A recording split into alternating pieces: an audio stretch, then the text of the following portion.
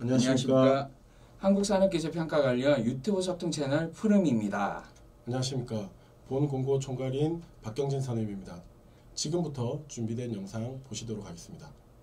지금부터 산업 현장 핵심 기술 수시 개발 사업 신규 지원 공고 온라인 설명회를 시작하겠습니다.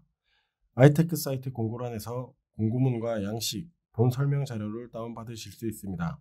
본 설명 자료 및 설명은 참고 자료입니다. 공고에 게시되어 있는 공고문이 법적인 효력이 있으니 본 설명은 참고 자료로만 활용하시기 바랍니다. 본 사업의 목적은 급변하는 산업 환경에 따른 시급한 산업계 애로 기술 개발을 지원하고 미래 유망 핵심 기술을 발굴, 검증하는 데 있습니다. 내역 사업으로 산업 경쟁력 강화, 시범형 기술 개발, 글로벌 기술 장벽 대응, 맞춤 기술 개발 등 세 가지 사업으로 이루어져 있습니다. 먼저 산업 경쟁력 강화는 산업 환경 변화로 유발되는 산업군별 애로 기술의 적기 해결을 통한 사업화를 목적으로 하고 있습니다. 시범형 기술 개발은 미래 유망 신기술 분야의 향후 가능성 검증과 투자 유망 기술 도출을 위한 원천 기술 개발 및 검증을 위한 사업입니다. 마지막으로 글로벌 기술 장벽 대응 맞춤 기술 개발 사업은 통상 상대국 기술 규정에 대응하는 기술 개발 및 FTA 원산지 규정에 부합하는 제품 개발을 지원합니다. 본 공고 예산은 총 42억 원으로 산업 경쟁력 강화 14.4억 원, 시범형 기술 개발 9억 원, 글로벌 기술 장벽 대응 18.6억 원 내외입니다. 공모 유형은 자유공모로 RFP가 없이 자유롭게 수행하시고자 하는 산업 분야의 기술 개발 내용을 제안하시면 됩니다. 지원 기간은 9개월 이내로 단기 과제입니다. 산업 경쟁력 강화는 앞서 말씀드린 바와 같이 산업 현장의 애로 기술을 9개월 안에 해결하시어 사업화하는 사업입니다. 9개월 지원에 3억 원 이내이므로 산업 경쟁력 강화 사업은 5개 내외의 과제를 선정할 예정입니다. 시범형 기술 개발 또한 9개월 지원에 3억 원 이내이므로 3개 내외의 과제를 선정할 예정입니다. 글로벌 기술 장벽 대응의 경우 9개월 지원에 5억 원 이내이므로 4개에서 6개 정도의 과제를 선정할 예정입니다. 특히 FTA 원산지 규정에 부합하는 제품 개발의 경우 필히 1개 이상의 과제를 지원할 예정이므로 많은 참여 부탁드립니다. 산업 경쟁력 강화와 시범형 기술 개발 사업은 개념계획서 평가를 먼저 실시한 후 통과한 과제에 대해서만 사업계획서 평가를 실시합니다. 사업계획서 제출 대상 과제는 3배수를 뽑을 예정입니다. 글로벌 기술 장벽 대응의 경우는 사업계획서를 바로 제출해 주시면 됩니다. 지원 조건에 대해 설명드리겠습니다. 개발 형태가 혁신 제품형이냐 원천 기술형이냐에 따라 그리고 수행 기간이 중소 또는 중견기업이냐에 따라 보시는 바와 같이 정부 출연금 지원 비율이 규정되어 있습니다. 혁신 제품형의 경우 산업 경쟁력 강화, 글로벌 기술 장벽 대응에 중소기업은 총 사업비 대비 67% 이하로 정부 출연금 지원 비율이 정해져 있고 원천 기술형의 경우 75% 이하입니다. 대학이나 연구소의 경우 100% 정부 출연금 지원으로 민간 부담금 의무 비율은 없습니다. 앞서 설명드린 민간 부담금 중 현금 부담 비율은 대기업, 중견기업, 중소기업에 따라 60, 50, 40% 이상으로 규정되어 있습니다. 정부 출연금 및 민간 부담금 신청 예시를 통해 총사업비 등 예산 계산법에 대하여 설명드리겠습니다. 중소기업 한 개가 혁신 제품형 사업인 산업 경쟁력 강화 사업에 정부 출연금 3억 원을 신청할 경우입니다. 1번 민간 부담금 현물과 현금 총합은 3억 원 나누기 67 곱하기 33입니다. 여기서 67은 중소기업이 혁신 제품형 사업을 수행하는 경우 정부 출연금 지원 비율이며 33은 민간 부담금 비율입니다. 그러면 총 민간 부담금은 1억 4,800만 원 이상이며 2번 민간 부담금 현금은 민간 부담금 총액 곱하기 0.4로 5,920만 원입니다. 여기서 0.4는 중소기업의 민간 부담금 현금 비율입니다. 3번 민간 부담금 현물은 민간 부담금 총액 1억 4,800만 원에서 민간 부담금 현금 5,920만 원을 뺀 8,880만 원이 됩니다. 4번 총 사업비는 신청 정부 출연금 3억 원 더하기 민간부담금 총액 1억 4,800만 원으로 총 4억 4,800만 원입니다. 기술료에 대해 설명드리겠습니다. 본 공고의 사업에서 지급되는 정부 출연금은 대출금이 아닙니다. 개발 자금으로 지급되는 금액으로 사업을 성실히 수행하신 경우 반납하지 않습니다. 다만 지급된 정부 출연금 중 사용하신 금액의 일정 부분에 대하여 기술료를 납부하시면 됩니다.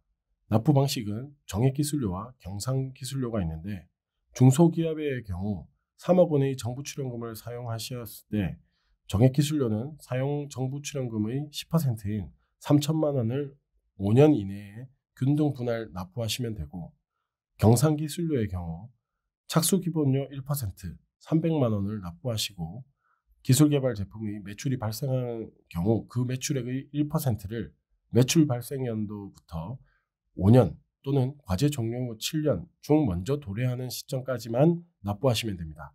다만 경상기술료의 경우 납부 한도는 착수기본료를 포함하여 정부 출연금 3억 원의 12% 3,600만 원 이내로 제한되어 있습니다. 더 이상의 금액은 납부하시지 않습니다.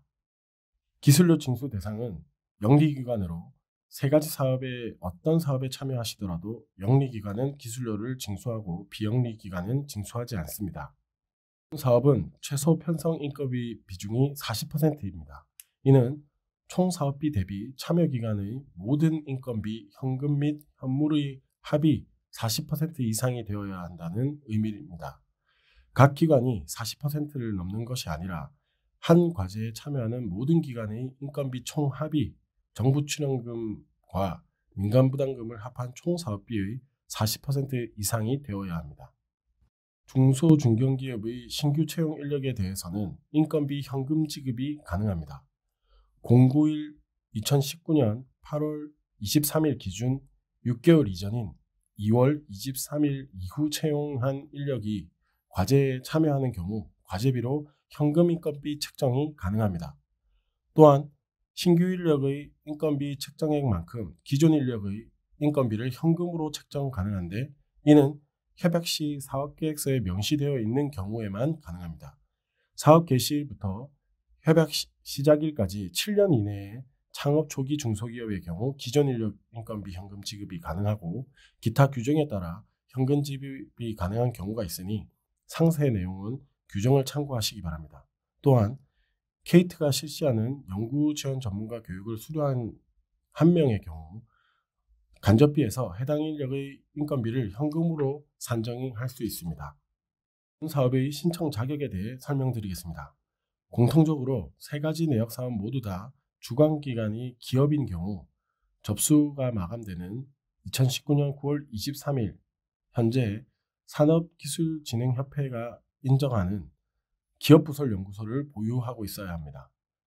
산업기술진흥협회 코이타가 발급하는 기업부설연구소 인정서를 제출하셔야 합니다. 참여기관의 신청 자격은 기업, 대학, 연구기관 등이며 본 사업은 반드시 컨소시엄을 맺을 필요가 없으며 주관기관 단독으로도 수행이 가능합니다. 다음 내용에 해당하시는 경우 지원 제외됨을 알려드립니다. 국가연구개발 사업에 참여 제한을 받고 있는 경우 기업은 부도나 체납, 채무불이행자의 경우 최근 2년 결산 재무제표상 연속 부채 비율 500% 이상, 유동비율 50% 이하인 경우 여기서 최근 2년 결산은 17년도, 18년도입니다. 그리고 최근 결산 기준 자본 전액 잠식 또는 외부 감사 의견으로 의견 거절 또는 부적정을 받은 경우 지원 제외됩니다. 동시 수행 과제를 초과한 경우 그리고 산업 경쟁력 강화와 시범형 기술 개발 사업의 개념계획서 제출 시 총 7페이지가 초과될 경우 지원 제외됩니다. 그리고 본 공고에 다수 과제를 신청하는 경우 최종 접수 과제 번호가 빠른 1개 과제만 접수되고 나머지는 지원 제외 처리됩니다. 기업의 경우 동일한 기관이 2개 이상을 신청하거나 비영리기관의 경우 동일한 주관기관 책임자가 2개 이상 신청한 경우 1개 과제만 접수 처리됩니다. 또한 각 사업의 목적과 부합하지 않는 경우와 기지원된 과제와 중복될 경우 지원 제외됩니다. 또한 최소 편성 인건비 비중을 충족하지 않은 경우에도 지원 제외됩니다. 평가 절차는 지난 8월 23일 공고를 하였고 산업경쟁력 강화 시범형 기술개발 사업의 경우 9월 23일 18시까지 온라인으로 개념계획서를 제출해 주셔야 합니다. 그러면 개념계획서에 대해 10월 중으로 평가 및 통보를 할 예정이며 개념계획서 통과한 과제에 한하여 30일 이내에 사업계획서를 제출받아 평가위원회를 실시할 예정입니다. 최종 12월까지 과제 협약을 하여 연구개발 시작하실 수 있도록 진행하겠습니다. 개념계획서 평가는 수행하시고자 하는 연구에 대한 아이디어를 간략하게 정리한 예비계획서입니다. 개념계획서 평가는 블라인드 평가로 계획서 내에 직간접적으로 연구 수행자를 기재하는 경우는 지원 제외됩니다. 회사명, 연구자명, 로고, 그림 등을 통해 제안자를 알 수 있는 어떠한 표현도 포함되어서는 안 됩니다. 분량 제한도 있는데 양식을 보시면 5번 제한기간 정보를 제외하고 총 5페이지 이내를 작성을 기본으로 하며 그림, 표, 차트 등을 포함 7페이지 초과 시 지원 제외됩니다. 개념계획서 평가는 발표 없이 개념계획서만으로 평가하며 통과 과제에 한하여 사업계획서를 제출받습니다. 개념계획서 평가 결과 70점 이상인 경우 사업계획서 제출 대상으로, 70점 미만인 경우는 제출 비대상으로 결과를 통보합니다. 사업당 최종 선정 과제수 3배수 내외로 사업계획서 제출 대상을 선정하고 결과 통보 시 약 30일의 사업계획서 작성 시간을 드리고 접수를 받아 발표 평가를 진행합니다. 평가 항목은 목표 및 필요성, 기술 특성, 개발 전략, 기대 성과로 나누어 다음과 같이 평가하게 됩니다. 개념계획서 작성 시 세부 항목을 참고하시면 됩니다. 글로벌 기술 장벽 대응 맞춤 기술 개발 사업의 경우 개념계획서 없이 사업계획서를 9월 23일 18시까지 제출하시면 됩니다. 평가위원회를 통해 11월까지는 협약 후 연구 시작하실 수 있도록 진행할 예정입니다. 사업계획서 평가는 각 사업별로 다음과 같습니다.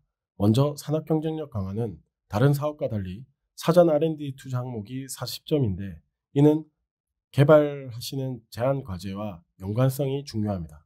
9개월 단기 지원으로 애로 기술을 해결하고 사업화 단계까지 가는 것을 목표로 하기 때문에 사전 개발이 어느 정도 진행된 과제를 지원하는 사업입니다. 시범형 기술 개발은 기술성이 60점으로 도전적이고 창의적인 과제를 선정하려고 합니다. 본 과제를 통하여 후속 R&D 가능성 점검과 투자 유망 기술 도출을 목표로 하기 때문입니다. 글로벌 기술 장벽 대응은 품목 및 규제 부합도가 가장 중요하며 이에 따른 기술성도 당연히 잘 제시해 주셔야 합니다. 계획서 역시 평가 결과 70점 이상인 과제는 지원 가능 과제로 선정하고 70점 미만 과제는 지원 제외합니다. 단 70점 이상인 과제가 다수인 경우 높은 순위에 따라 우선 지원되어 지원 대상에서 제외될 수 있습니다. 과제평가 시 다음과 같은 가점 항목이 있으며 가점의 합은 총 5점을 초과할 수 없습니다. 여성연구원 가점을 득하여 선정된 경우는 총 수행기간 동안 이를 유지하여야 하며 미이행 시 여성참여연구원 인건비 전액이 불인정됩니다. 다음과 같은 가점 항목도 있으니 해당 사항은 사업계획서 제출 시 우대사항 증빙을 제출하여 주시기 바랍니다. 과 마찬가지로 감점의 총합은 5점을 초과할 수 없습니다. 최종 결과 확정 이후 2년 이내에 중단 불성실 수행 과제의 책임자가 신청하는 경우 등 감점 사항도 있으니 확인하시기 바랍니다. 신청 방법은 온라인으로만 등록합니다. 우편이나 인편으로 접수를 받지 않습니다. 개념계획서와 사업계획서는 9월 23일 18시까지만 접수를 받습니다. 그 이후에는 접수하실 수 없기 때문에 미리 접수 완료하셔서 불이익 없도록 부탁드립니다. 개념계획서 제출 서류는 다음과 같습니다.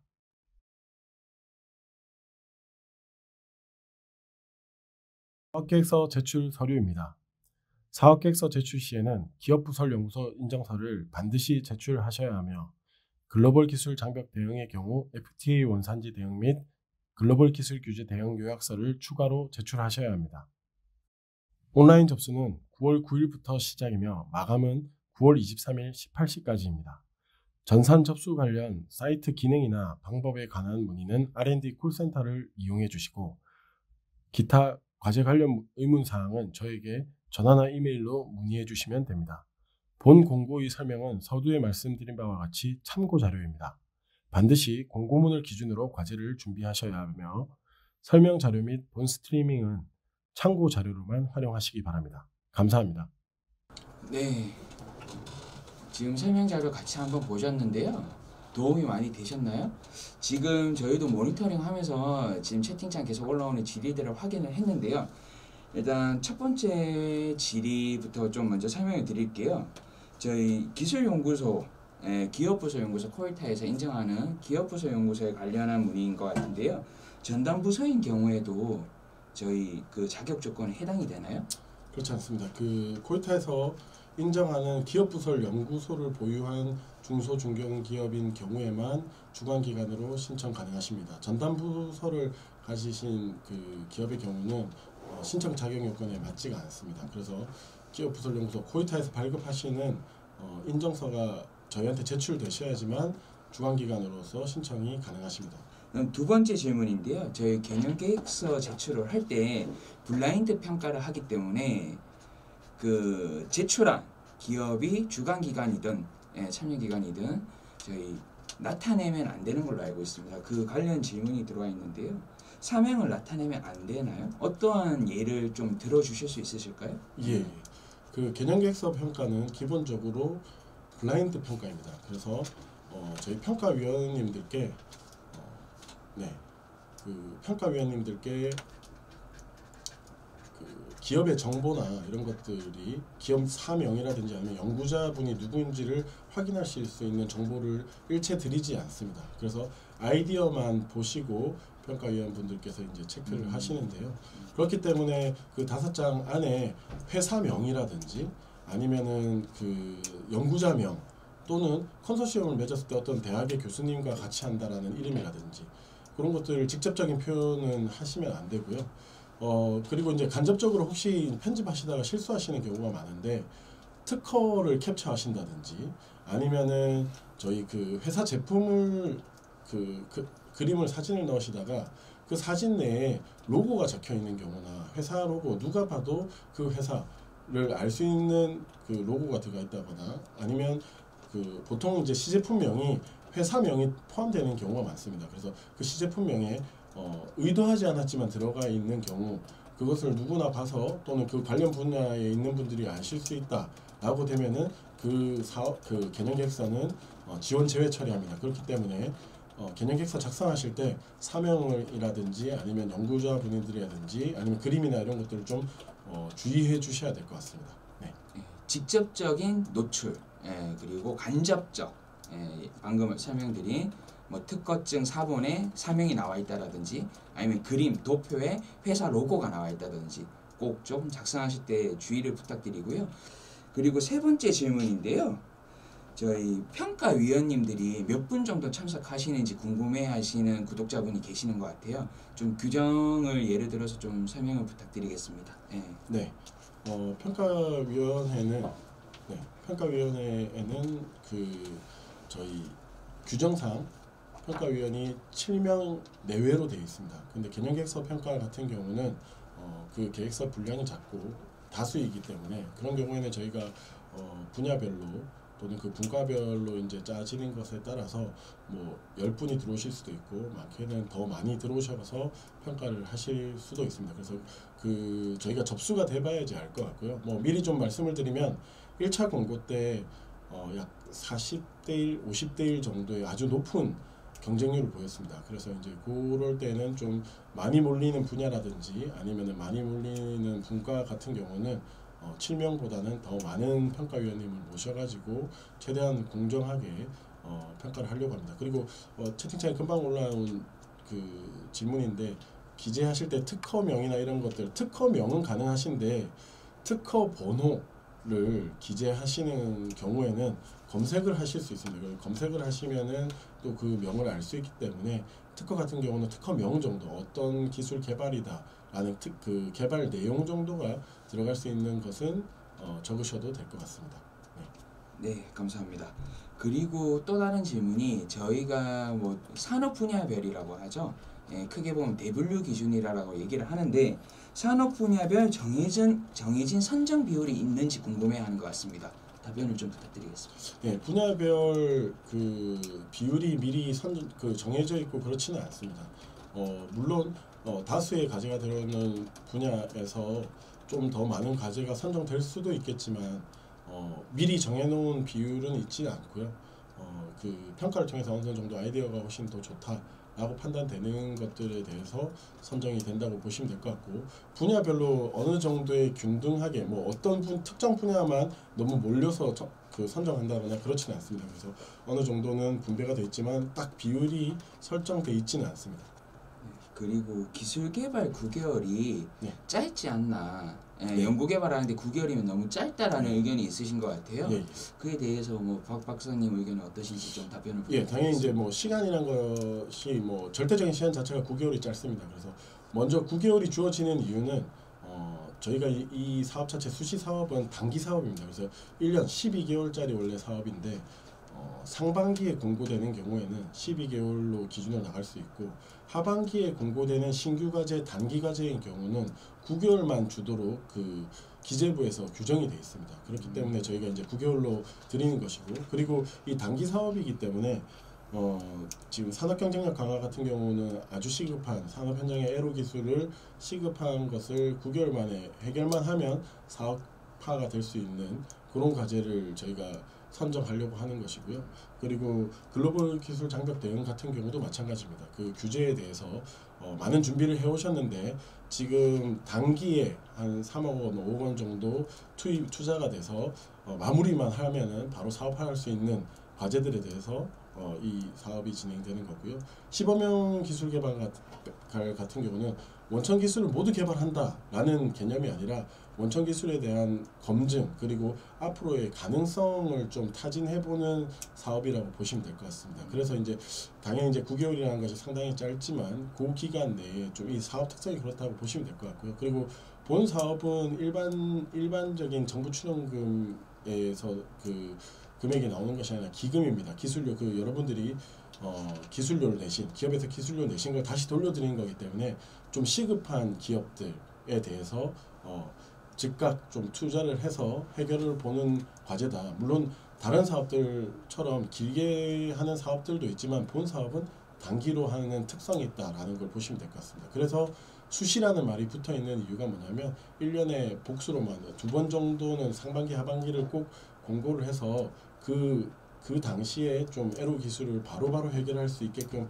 하는 과제들을 선정해서 그런 걸 지원하는 사업이다라고 좀 이해해 주시면 감사하겠습니다. 네, 그럼 좀 이어지는 질문일 수도 있는데요. 저희가 지금 공고가 8월 달에 나갔지만 예. 사업 계획서나 개연 계획서를 제출할 때 예. 기술 개발 시작일과 종료일을 작성을 해야 되잖아요. 그게 11월 1일인지 12월 1일인지 어떤 기준으로 작성을 해야 되는지 좀 궁금하신 것 같습니다. 기존 사업 같은 경우는 협약일과 사업 시작일이 조금 차이가 나는 경우가 있기는 한데 본 사업 같은 경우는 9개월의 아주 단기 사업이기 때문에 앞에 그 기간이 좀 겹친다면은 너무나 기간이 짧아집니다. 그렇기 때문에 작년 같은 경우도 협약을 할 때 12월 6일 시작 이런 식으로 해서 실제로 시작하시는 협약 다음에 정부 출연금이 주어지는 시간에 저희가 협약 시작을 했고요.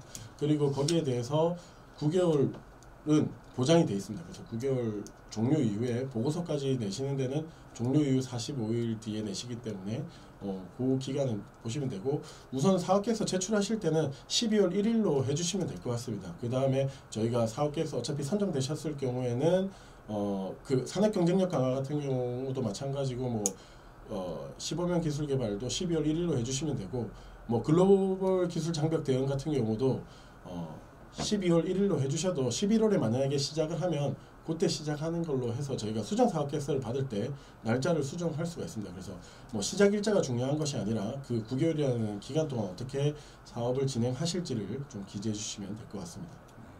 그리고 또 지원 조건, 그러니까 자격 요건에 대한 추가 질문인 것 같습니다. 많이 기다리셨을 것 같은데, 중소기업인 경우에 창업 시작일로부터 7년 이내인 중소기업만 지원이 가능한지 질문을 해주시네요. 아, 예.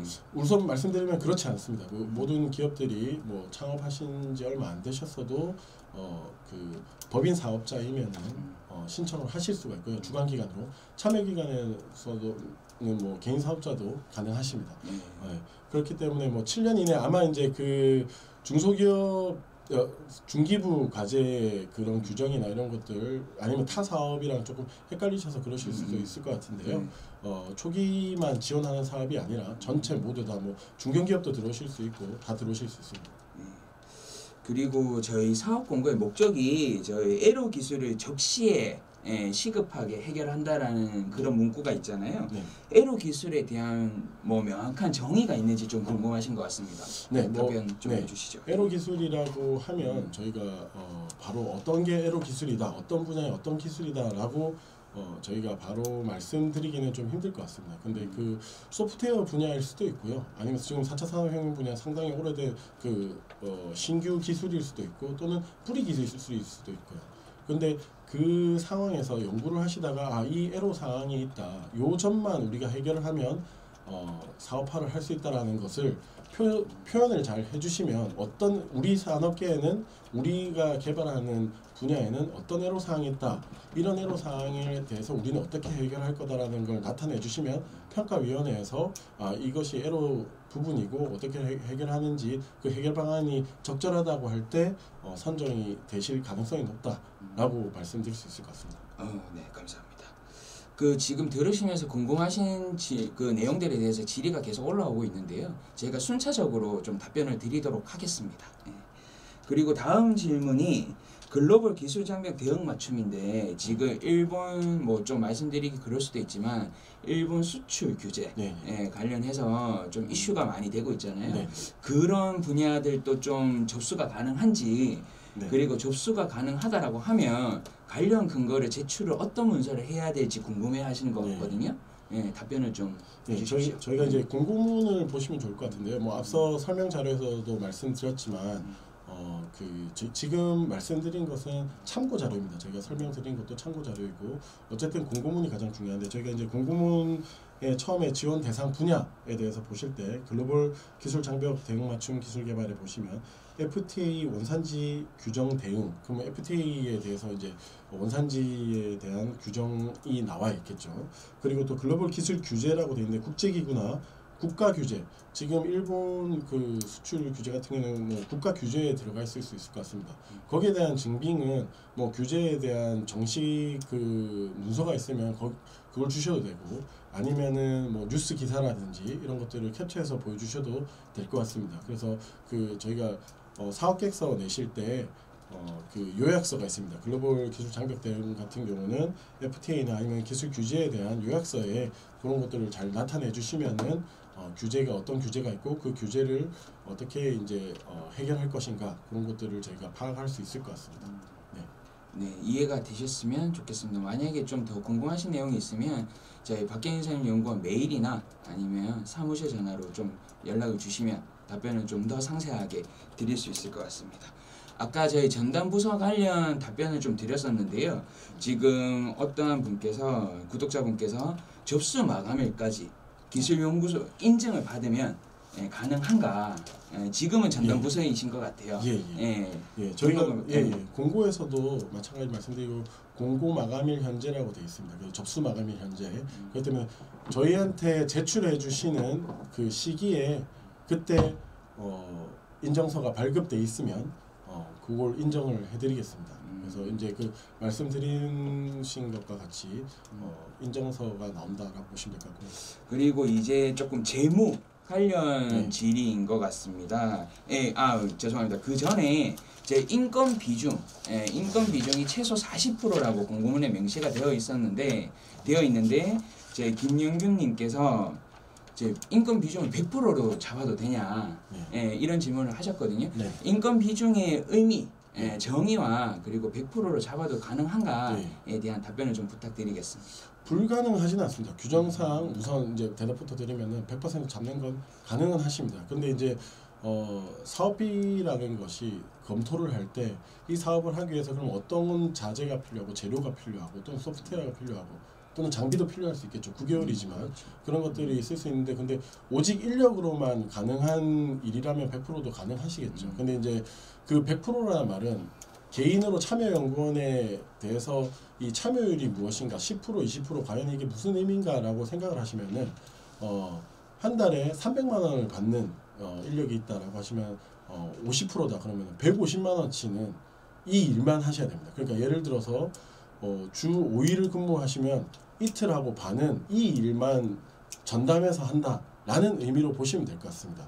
그래서 저희가 이제 참여율이 1인당 100%를 못 넘는 이유는 그 100% 일의 양에 대해서 100%를 넘는다는 거는 이 일에 그보다 더 많은 일을 한다는 거니까 이게 앞뒤가 맞지 않죠. 이분의 100% 일을 하실 때 얼마나 이 과제에 대해서 포션을 가져오는가라는 것입니다. 그래서 100%를 근데 이제 다른 얘기를 해드리면은 100%를 잡아서 협약을 해본 경우나 선정을 해본 경우는 저는 있지는 않습니다. 보통은 이제 재료비나 좀 타당성 있게끔 잡습니다. 그래서 근데 이제 예전에 아마 과제를 저도 그렇지만 예전에 학교에서나 뭐 이렇게 연구소에서 과제를 할 경우에는 예전 규정은 인건비가 최상 리미트가 있었습니다. 그러니까 40% 미만으로 무조건 잡아야 된다.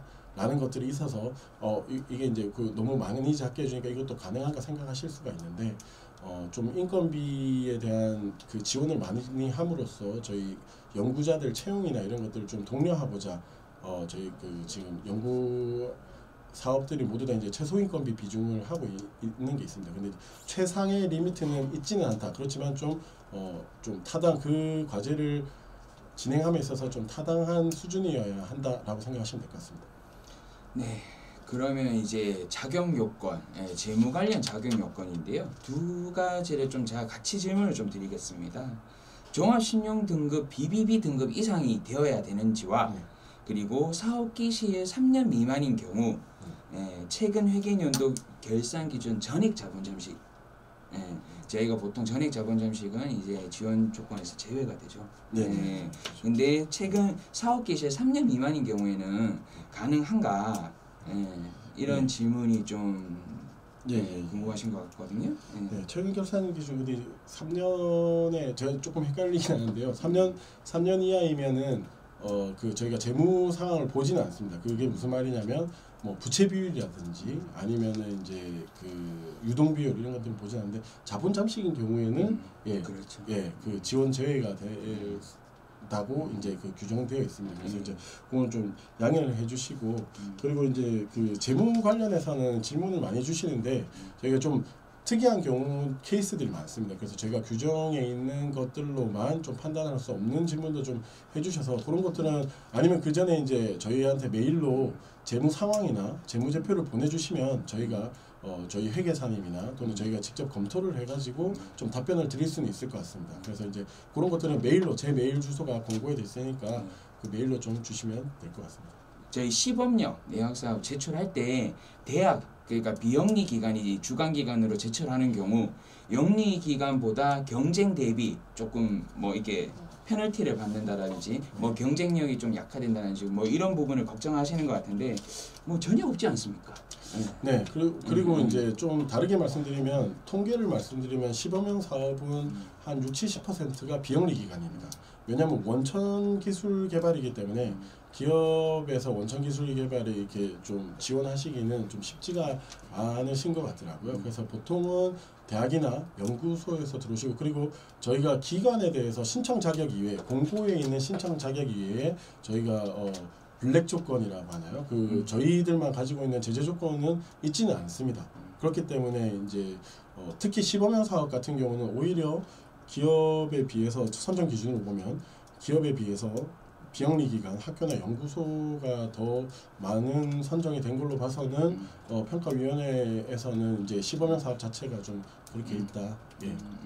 좀 더 이 사업에 맞다라고 생각하시는 것 같습니다. 네. 그리고 지금 또 저희 개발 기간이 좀 짧다 보니까 걱정이 되시는 것 같은데 가제 개발 기간 그러니까 협약 시작일 이전에 수행 기간에서 자체적으로 투입했는 재료비라든지 장비 비용을 가제비로 집행이 가능한가라는 문의가 들어왔습니다. 이것은 모두 다 공통적인 것 같은데요. 저희가 사업 기간 내에 사용하신 것에 대해서만 사업비 지급이 가능합니다. 사업 시작일로부터 협약이 아니고 협약한 그 사업 시작일부터 사용된 재료라든지 인건비라든지에 대해서 되고, 사전에 돼 있는 것에 대해서 인정되는 경우는 제가 알기로는 한 가지밖에 없는데요. 그것은 이제 특허 동향 조사입니다. 그래서 이 사업을 제안하기 위해서 특허 조사를 하신 비용은, 그리고 그 특허 조사한 걸 사업계획서에 첨부하셔가지고 하셨다면 사전에 조사하신 거를 그 규정상 인정해드리고 있는데요. 그 전에 사용하신 것은 인정해드리긴 그렇고, 다만 그 전에 사용하신 거에 대해서는 지금 산업경쟁력 강화 같은 경우 보시면 한 40점 정도가 사전 R&D 투자입니다. 이 R&D를 위해서 재료비를 투입을 하셨다면 그런 것들을 이야기를 해주시면 좀 더 플러스 점수가 된다라고 보시면 될 것 같습니다. 언제나 그렇지만 이제 공고 접수 날짜가 9월 23일 18시까지입니다.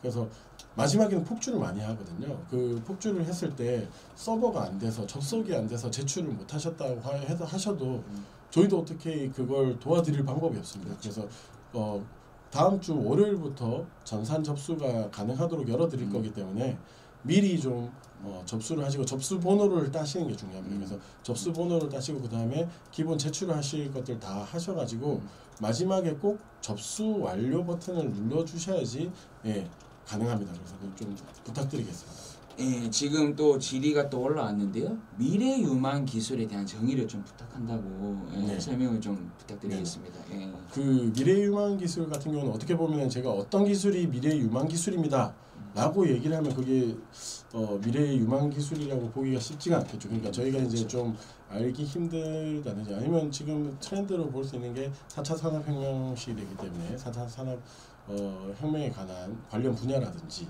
아니면 나노 소재로 보면 나노 소재나 이런 것들 보시면 이제 미래의 어떤 물질, 소재, 부품이라든지 또는 장비, 또는 저희가 아직까지는 알지 못하는 분야라든지 그 미래 유망 기술이라고 하는 것들에 대해서 얼마나 설득력이 있게끔 말씀해 주실 수 있나.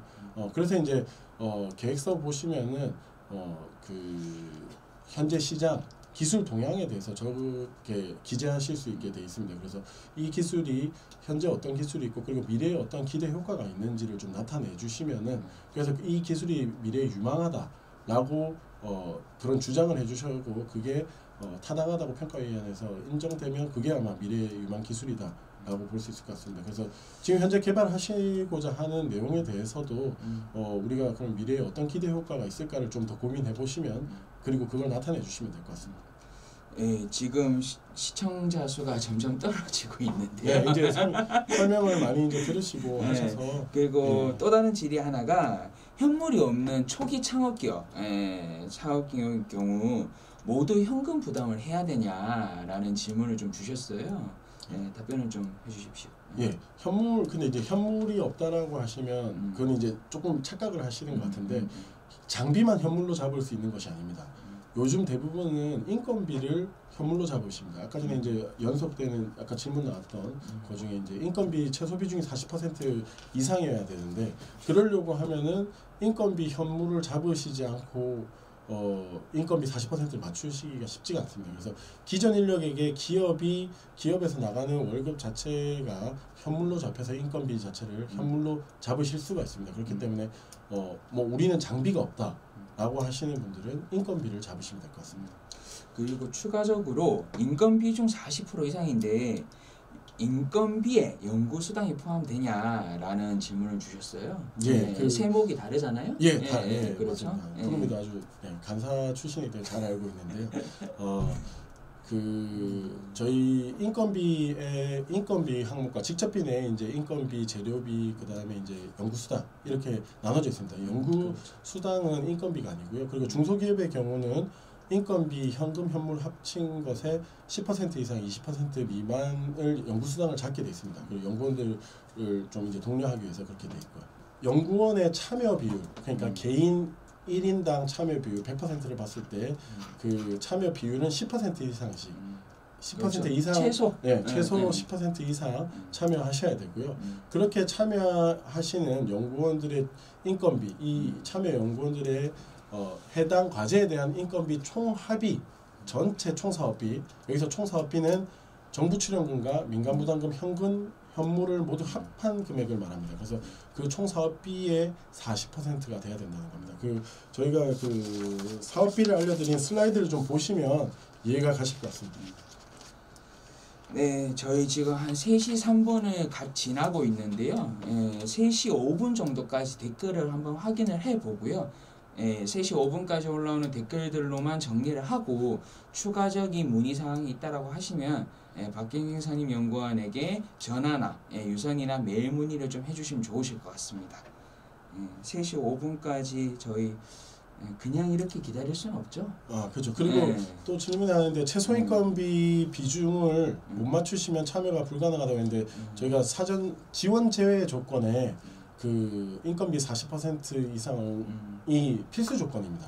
그래서 그 조건을 못 맞추면 저희 사업뿐만 아니라 물론 그 수치는 조금씩 다릅니다. 그러니까 40% 뭐 42% 이렇게 조금씩 30몇 % 되는 사업도 있지만 그 인건비 최소 비중을 못 맞추시면은 저희 원에서 하는 사업에 대해서는 참여하실 수가 없습니다. 근데 이때 하실 때 앞서 설명에도 있지만 그 각 기관이 40% 맞추는 것이 아니라 그 사업에 참여하시는 모든 기관들 이에 참여하시는 학생 인건비까지 합쳐서 비영리 기관의 인건비라든지 아니면은 기업 주관기관의 기업이라든지 아니면 참여기관의 기업에 있는 현금 현물 모든 인건비의 합에 대해서 합이 이제 그 인건비 총액을 나타내기 때문에 그렇게 좀 참고를 하시면 될 것 같습니다. 설문조사를 꼭 해주셔야지 저희가 설명에 온라인 설명에 대해서 저희 만족도가 어느 정도 되시는지 알아야지. 저희도 아까 말씀드린 것처럼 뭐 KTX에서도 보실 수 있고 또는 이 영상을 남겨놓을 거기 때문에 회의하실 때도 또 사용하실 수 있고 좀 활용도가 저희가 생각하기는 아주 좋다고 생각해서 프림과 같이 기획을 해서 시작을 하게 됐는데요. 근데 이제 저희도 이제 좀 그 좋은 결과가 나와야지 다른 사업에도 좀 적용할 수 있다라고 볼 수 있을 것 같습니다. 그래서 구독하시고 좀 귀찮으시다고 하시면은 저희가 또 소정의 그 커피 쿠폰을 발송해드리는데 아까도 말씀드렸지만 200분 정도를 저희가 준비하고 있었기 때문에 최대한 좀 좋은 걸 드리도록 노력하겠습니다. 송철환님, 전윤성님 감사드립니다. 구독하셨다라고 감사드립니다. 인증까지 또 해주시네요. 그 지금 또 추가 질문이 하나 나왔는데요. 산업부 과제를 하나 하고 있는데 이제 추가 신청을 해도 되는 건가 물어보셨는데 이거는 규모에 따라 다르잖아요. 맞습니다. 답변을 좀 해주시죠. 앞서서 이 슬라이드에도 있는데 공고문에도 참고해 보시면 아시겠지만 중소기업과 중견기업이 동시 수행하실 수 있는 과제가 제한이 있습니다. 그렇죠. 중견기업이 5개까지입니다. 5개까지고 그 다음에 중소기업이 3개까지고 또 만약에 재무구조가 이자 보상 비율이 3년 연속 1이 안 된다라고 하시면은 또 한계 기업으로 또 될 수가 있지만 한계 기업 같은 경우는 또 개수가 좀 줄어드는데요. 이때 동시 수행 과제 수는 과제 종료일이 4개월이 이제 공고일로부터 4개월이 안 남았다라고 되면 그거는 개수에서 제외됩니다. 그렇기 때문에 그거는 이제 수행하고 계시는 산업부 과제 개수를 카운팅하시면 될 것 같습니다. 그리고 참여 기간은 카운트되지 않고요. 주간 기간 수행 기간. 주간 기간에 동시 수행 개수만 제재가 있습니다. 설문조사 꼭 참여해 주시기 바랍니다. 소정의 기프티콘을 저희가 준비했으니까요. 설문조사 꼭 참여해 주시고 기프티콘을 최대한 빠른 시일 내에 보내드리도록 하겠습니다. 계속적으로 칭찬해 주시는 댓글들이 올라오는데요. 이제 그러면 마무리하고 저희 나중에 또 다른 기회로 찾아뵙도록 하겠습니다. 박경진 선생님 고생하셨습니다. 네, 감사합니다. 이승희 분 너무 감사드립니다. 10년까지 유나님 짱이다라고. 아이고 너무 감사합니다. 그러면 시청해 주셔서 감사드립니다. 마무리하도록 하겠습니다. 네, 감사합니다.